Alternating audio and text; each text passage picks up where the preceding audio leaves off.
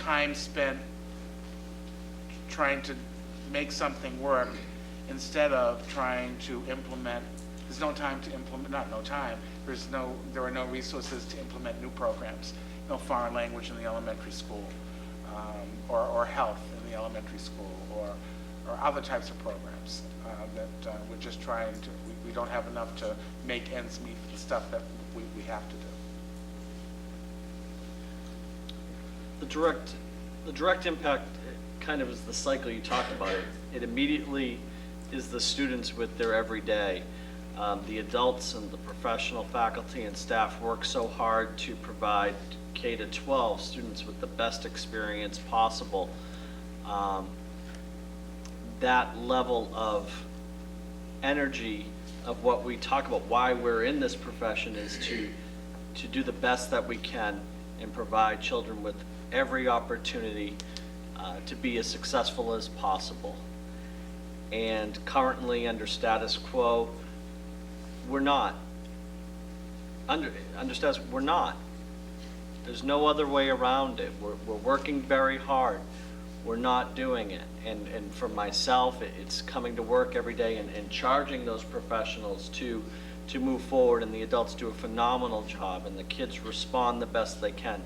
But I know every night when I go to sleep that we could be doing a better job in North Reading. Good. Thank you all. I'd like to turn now to how do we rebuild the confidence in the North Reading Public Schools. This is a school district that is an excellent school district, but this is one where a lot has been pulled out, and the confidence is really sapping out.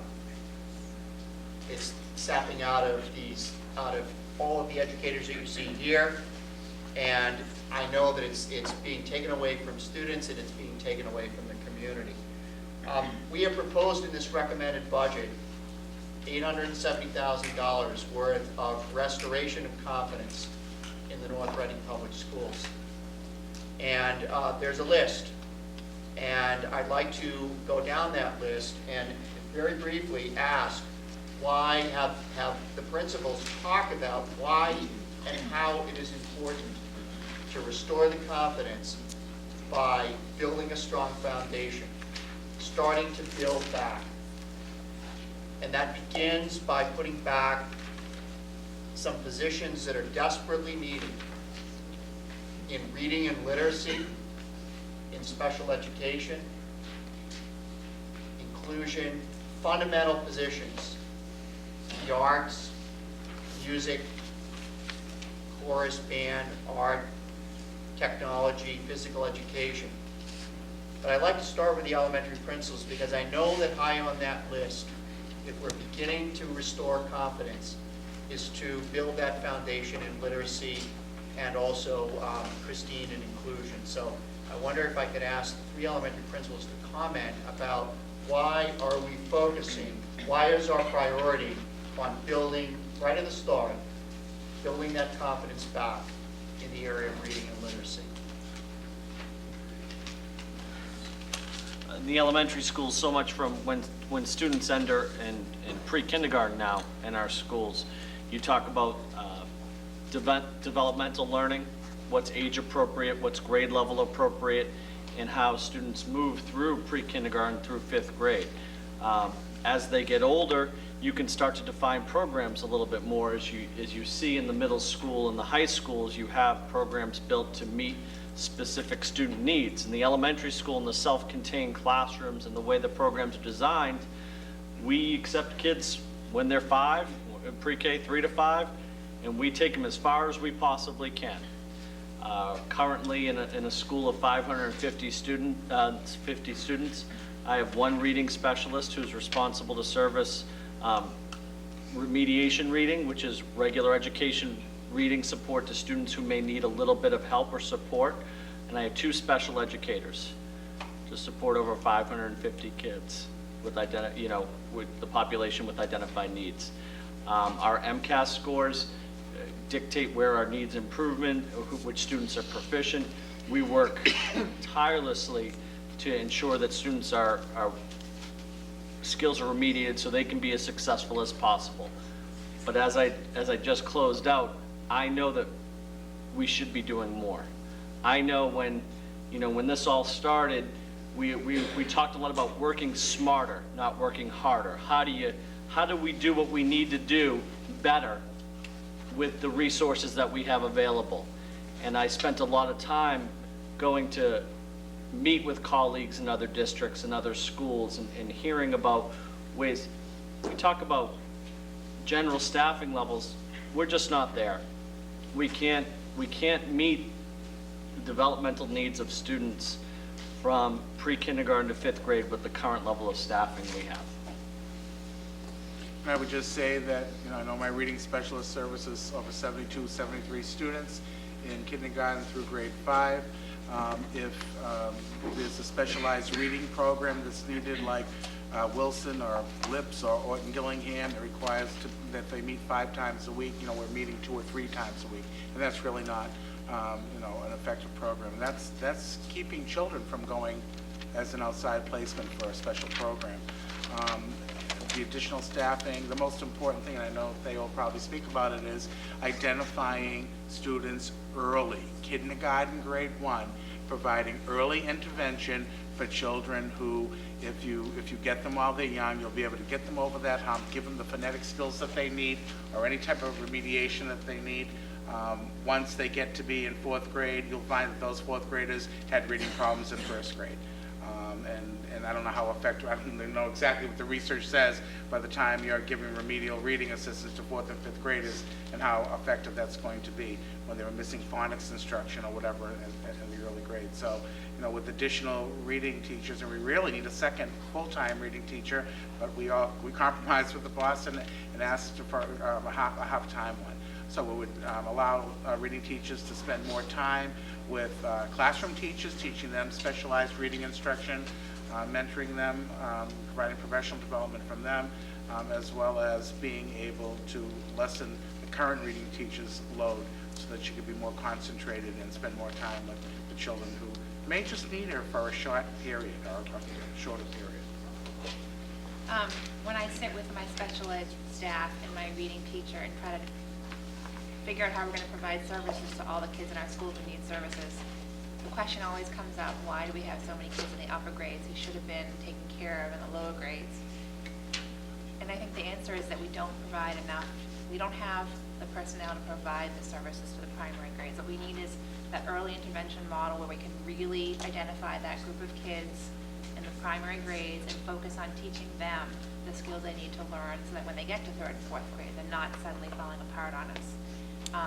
In our inclusion model that we use right now, the elementary buildings, our reading teacher doesn't just service students on educational plans. Our reading teacher is there for the general population. So there are kids who are not on IEPs who have reading services who also lose out, because with the amount of students who need that early intervention and the limited staff we have, I think somebody mentioned there are groups of kids who have, for example, Wilson or Project Read, 2 to 3 times a week, who should be getting it 4 to 5 times a week for it to make any kind of a difference. So early intervention is so crucial and critical to our schools and our kids.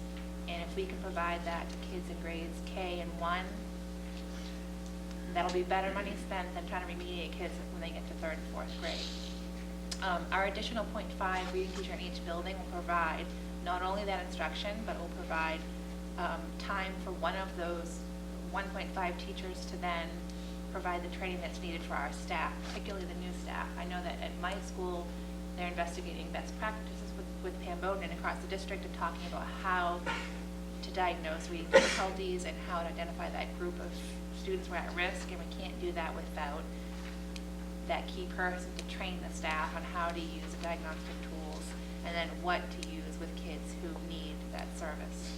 So that person will provide that time as well as a direct instruction with kids who need it, and then working with our special educators to develop the plan for our building so that your kids in K and 1 will be best prepared as they move throughout the school.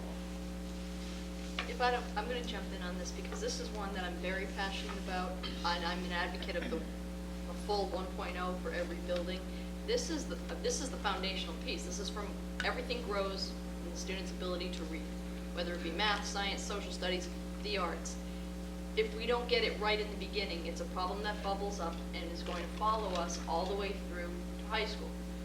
Reading is at the foundation of the SAT, so when we're looking at flatline scores 5 and 10 years from now, students who may not be at greatest risk, which are the students we're serving right now in kind of an emergency room model, getting to the kids who have the greatest risk of not proceeding, but there's another group in there that are just getting by. Well, eventually the just getting by manifests itself in problems in the middle school and the high school. So it is in our best interest to get it right and get it right early and get as many kids as solid in those foundational skills as possible for success down the line, because it's a K-12 problem, it's not just an elementary school problem. Before I speak about the rebuilding and the restoration of confidence in the high school, I just want to make a point on the loss of students from grade 8 to grade 9. I cited the 18% a moment ago. Yet we're still experiencing very large class sizes. I think it's important for you all to know that we continue to transfer new students into North Reading High School. We transferred 2 students, a brother and a sister, last week. So while we may have lost 18% in the grade 8 to grade 9 transition, we've transferred in over 24 students since the summer up until last week. So in terms of a total population in the school, we are right at within maybe just a handful of students where we thought our population was going to be, yet the staffing hasn't been added to compensate for that. So I think that's important for everyone to know. As far as where I would be seeking to add staff, each year when I go before the school committee and the superintendent to propose courses that I would like to have offered to students in the following school year,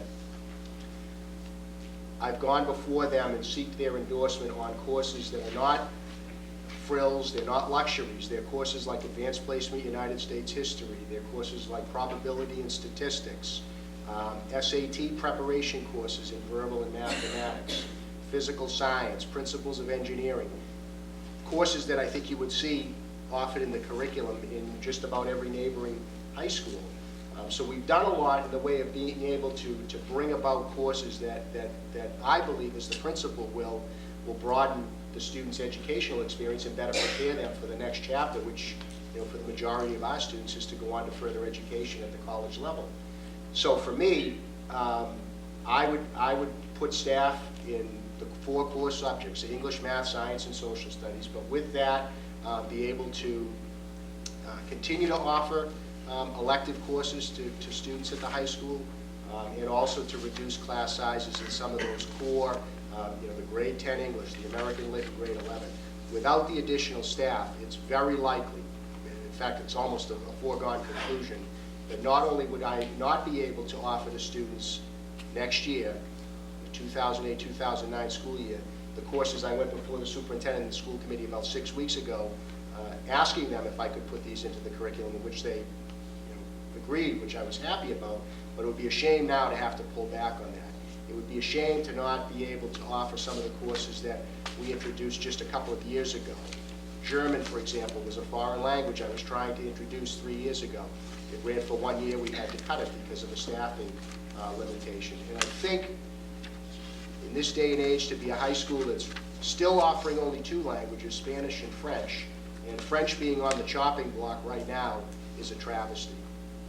But without additional staff to be able to create some balance in the core areas, it's very likely that unfortunately the electives are going to suffer, and then with that, I think the experience that students have in high school is significantly lessened.